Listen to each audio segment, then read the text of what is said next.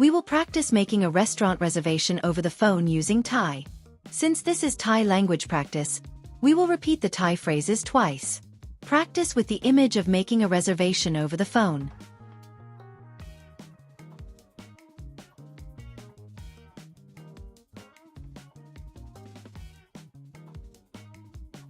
สวัสดีค่ะ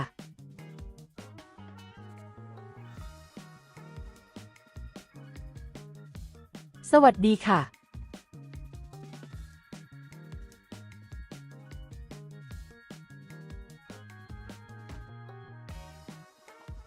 ร้านอาหารไทยค่ะ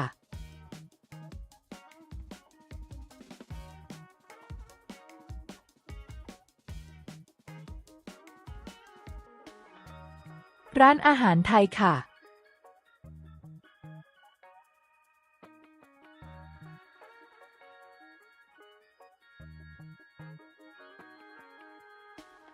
สวัสดีครับ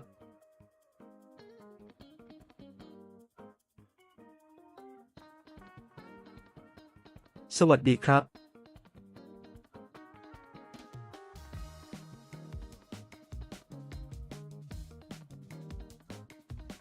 ผมอยากจองโต๊ะครับ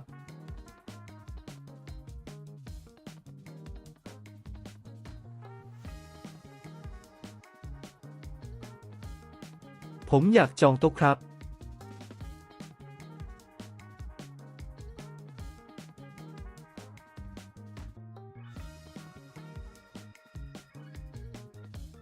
ได้ค่ะ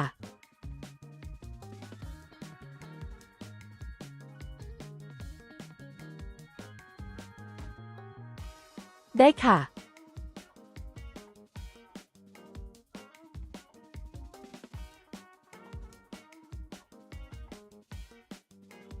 คุณอยากจองวันไหนคะ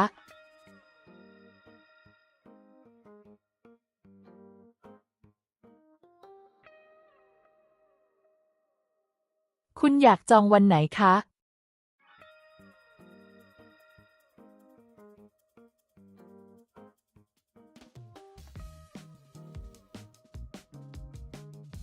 วันศุกร์6 โมงเย็นครับ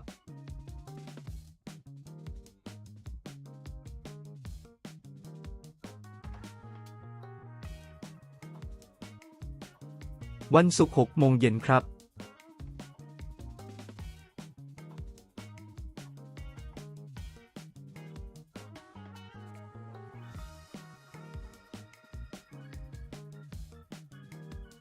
กี่คนคะ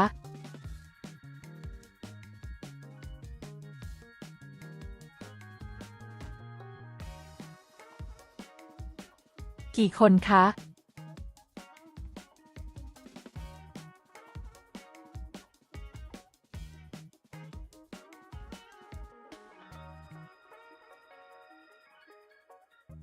4 คนครับ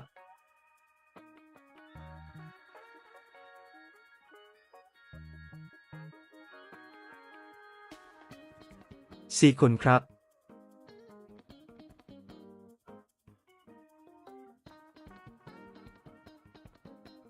ขอทวนอีกครั้งนะคะ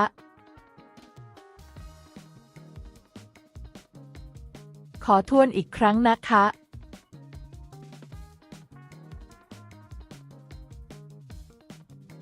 จองวันศุกร์ตอนเย็น6 โมง4 คนใช่ไหมคะ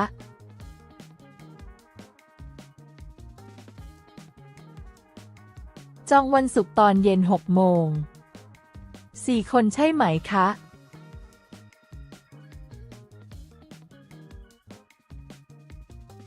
ใช่ครับ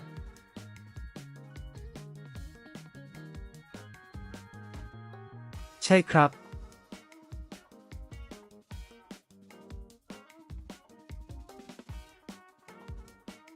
Good job! Let's keep practicing repeatedly to master it.